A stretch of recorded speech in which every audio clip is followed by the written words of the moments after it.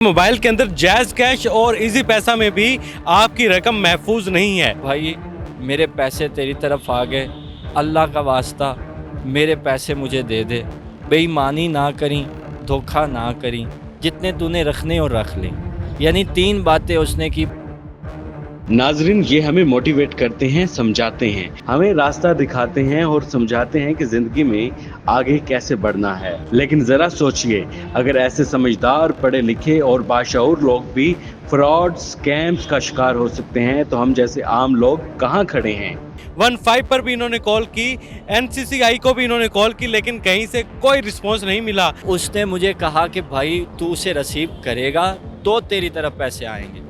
मैंने कहा वो कैसे रिसीव करना है, चूँकि मैं इतना इस्तेमाल नहीं करता था, इसलिए मैं उसकी बातों में आ गया। जब मैं NCCI के हेल्प लाइन पे कॉल कर रहा था तो उन्होंने मेरी कॉल उठाई नहीं है। 10 दफ़ा मैंने कॉल किया और 10 दफ़ा मसरूफ़ जा रहा नंबर, और उनसे मुझे कोई रिस्पांस नहीं मिला, जो कि मुझे बहुत ताज्जुब हुआ। पैसे मिलने ना मिलने ये अलग बात है, मतलब मजबूर की फरियाद सुनना, उसे दिलासा देना, ये तो इदारों का काम है, ये इदारों को करना चाहिए। मुद्दा रखा, मैंने उन्हें बताया कि इस तरह मेरे साथ स्कैम हो गया, इस तरह धोखा हो गया। पहले तो उन्होंने कहा कि आपके अकाउंट में इतनी अमाउंट थी ही नहीं।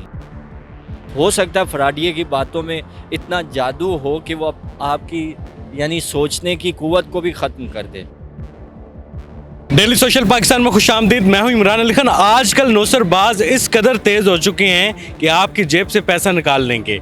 आपके मोबाइल के अंदर जैज़ कैश और इजी पैसा में भी आपकी रकम महफूज नहीं है। मेरे साथ नौजवान मौजूद हैं, चिराग अली इनका नाम है। ईद के दिनों में जैज़ कैश के अंदर से इनके साथ फ्रॉड हो जाता है। ये जैज़ कैश की हेल्पलाइन पर भी कॉल करते रहे, 15 पर भी इन्होंने कॉल की, NCCI को भी इन्होंने कॉल की, लेकिन कहीं से कोई रिस्पॉन्स नहीं मिला।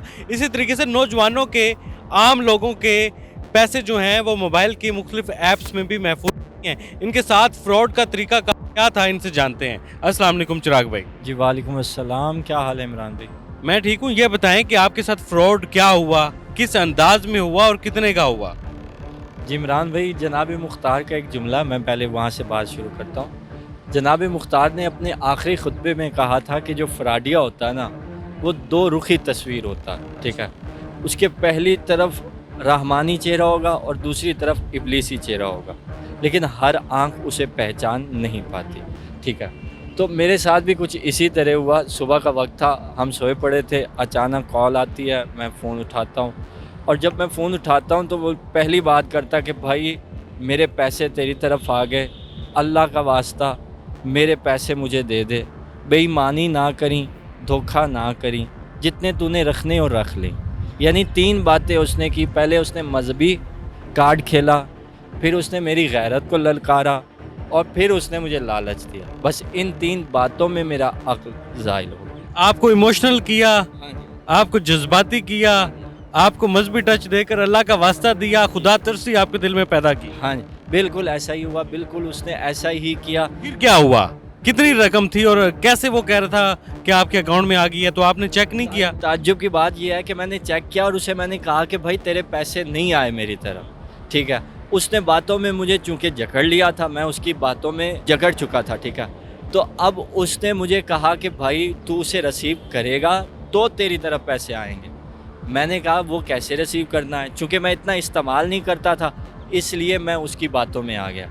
तो मैं वो माई अप्रूवल उसे दे बैठा, और उसके पैसे आने की बजाय मेरे पैसे उसकी तरफ चले गए, और हम देखते ही रह गए। उसने आपसे अप्रूवल मांगी कि आप अप्रूव करें ताकि मैं आपके पैसे निकाल सकूं। टोटल रकम 23,000 रुपये की थी। उसने कहा 23,000 रुपये, मेरे 26,000 रुपये थे, ठीक वो है। 26 के 26 निकल गए। वो 26 के 26 निकल गए, ठीक है जी। ये जैज़ कैश ऐप के अंदर से, इजी पैसा ऐप से। इजी पैसा है। हाँ जी, हाँ जी, इजी पैसा। इजी पैसा की टीम के साथ आपने रब्ता किया? फिर इजी पैसा से कैसे फ्रॉड हो सकता है? इतनी बड़ी डिजिटल ऐप है, कैसे फ्रॉड हो सकता है आखिर? सबसे पहले मैंने 15 पे कॉल की। जब मैंने उन्हें कॉल की तो उन्होंने मुझे कहा कि NCCI पे आप कॉल करो, ठीक है। 15 वालों ने तो मुझे अच्छा रिस्पांस दिया, ठीक है। लेकिन जब मैं NCCI के हेल्प लाइन पे कॉल कर रहा था तो उन्होंने मेरी कॉल उठाई नहीं है। 10 दफ़ा मैंने कॉल किया और 10 दफ़ा मसरूफ़ जा रहा नंबर, और उनसे मुझे कोई रिस्पांस नहीं मिला, जो कि मुझे बहुत ताज्जुब हुआ और बहुत दुख भी हुआ कि हमारे मुल्क में ऐसा नहीं होना चाहिए। पैसे मिलने ना मिलने ये अलग बात है, एक मतलब मजबूर की फरियाद सुनना, उसे दिलासा देना, ये तो इदारों का काम है, ये इदारों को करना चाहिए था। तो 15 वालों ने अच्छा रिस्पांस दिया मगर NCCI वालों ने नहीं किया। उसके अलावा हमने मतलब इजी पैसा पे भी इसी पैसा की टीम का क्या रिस्पांस था, क्या जवाब उन्होंने दिया? आपने अपना सारा मुद्दा उनके सामने जब रखा? जी, मैंने उनके मतलब मुद्दा रखा, मैंने उन्हें बताया कि इस तरह मेरे साथ स्कैम हो गया, इस तरह धोखा हो गया। तो उन्होंने कहा कि पहले तो उन्होंने कहा कि आपके अकाउंट में इतनी अमाउंट थी ही नहीं। जब मैंने उन्हें अपनी स्टोरी शेयर की और सारा कुछ बताया कि मेरे पास पैसे थे और इस तरह निकल गए, तो फिर उन्होंने मेरे से थोड़ा टाइम मांगा। ठीक है, थोड़ा टाइम मांगने के बाद फिर वो चक्कर देने लग गया, यानी उन्होंने भी मेरी बात कोई नहीं सुनी।